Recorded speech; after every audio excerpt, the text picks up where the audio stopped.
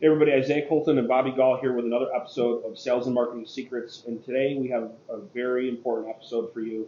We're going to be talking about a huge mistake that we made that cost us over 25 grand and what you need to do to make sure you're not making the same mistake in your business. So stay tuned to this episode. Okay, so we're going to be talking about a big mistake that we made as we're scaling out our expansion team. Somebody we know made. Yeah, somebody we know. We'll say somebody we know made. But we want to be very real with you because we don't want to just tell you the success stories. We want to tell you some real things that happen in business. And it's revolving around the topic of key performance indicators and tracking the key metrics in your business. And with the philosophy that what's not tracked can't be improved. But more importantly, if you're not tracking key performance indicators in your business, it's not just what you're not improving, it's what you're losing. Yeah. You have a story for us on that. Yeah. So I had it. No, I'm just joking. Yeah. But so what happened? We have in-house ISAs, inside sales associates, and their sole job is to make phone calls from our database to find people who want to buy or sell properties. So the structure we had is they would set these appointments. The appointments would get sent to our admin, and the admin would round robin it to agents. Round robin the buyer leads to our buyer's agents, and the seller leads to our seller listing agents.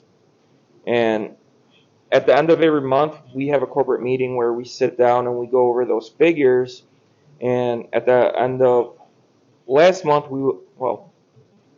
last month we went over these figures, and looking at it, we were like, ISAs aren't bringing in any income, and they're over 50% of our monthly brokerage expense, because that's a hard cost that doesn't change. You're paying somebody hourly to sit there and cold call.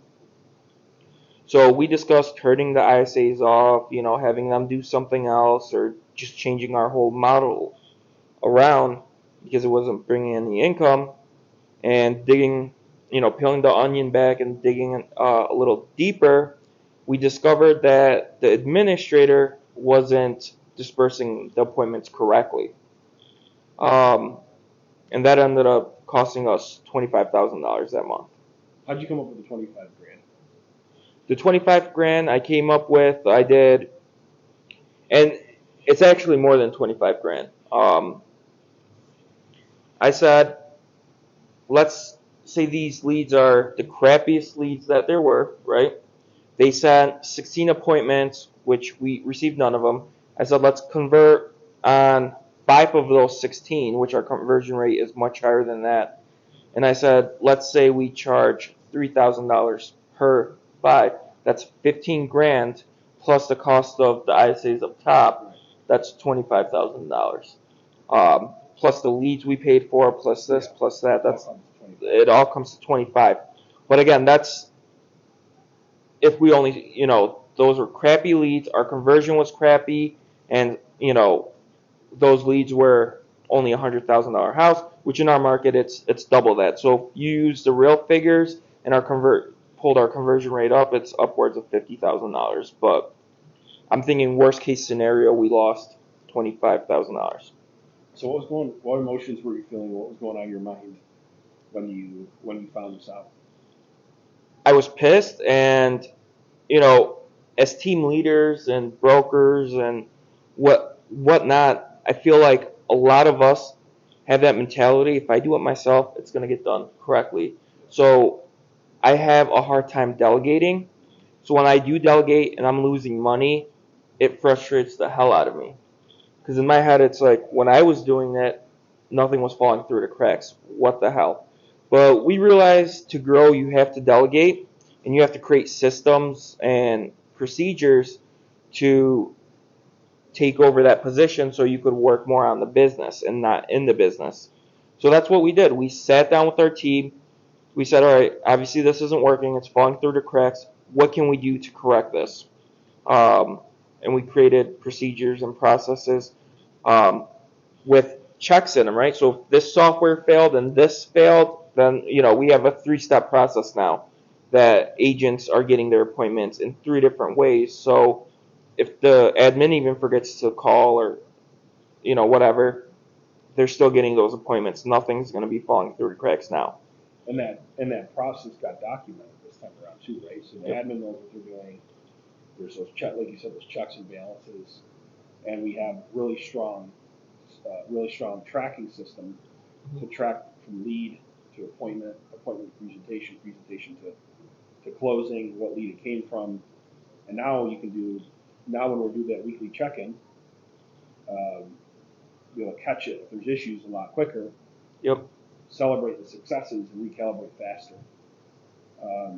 And we went from a monthly system to a weekly system. So, let's talk about why we did that a little bit. I think it's important. Because we lost 25 grand, that's why we did that. But essentially, if we were checking in weekly, we only lost a quarter of that. Right. So we decided we're gonna check in our business on a weekly basis. I don't have time to track my metrics and do check-ins weekly. If you made 25 grand, would you track your metrics? Yeah, exactly. That's what we're looking at. And I'm glad it happened now, and not because we have a goal to recruit 100 more agents onto our team this year, and it's just on a sliding scale. So if I had 100 agents, we're obviously hiring ISA staff to support those 100 agents. So when you scale it up, it's over $100,000 that we would have lost. Yeah, problems can magnify. Yeah. So a lot of you that are listening to this, I want you to ask yourself this question: how good of a job are you doing tracking your key performance indicators, the things that generate are revenue generating activities? And if the answer is below an 8, then you probably should want to recalibrate fast. We want to help you do that. So because you're tuning in to listen to this podcast, what we do is we have a free download for you. It's the exact sales and marketing tracker that we use to track our metrics, and that we teach agents across the country, thousands of agents across the country, on how to track their metrics as well. And it'll be a game changer for your business. So after you're done listening to this podcast, feel free to check out that tracker, and we'll go from there. Anything else you want to talk about today?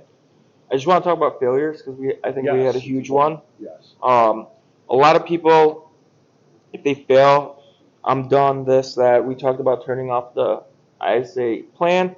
But again, it's digging that step deeper into your business and why it's not working. I think a real quote I like is, if you fail and you continue, you're still winning. If you fail and quit, that's when you officially lose.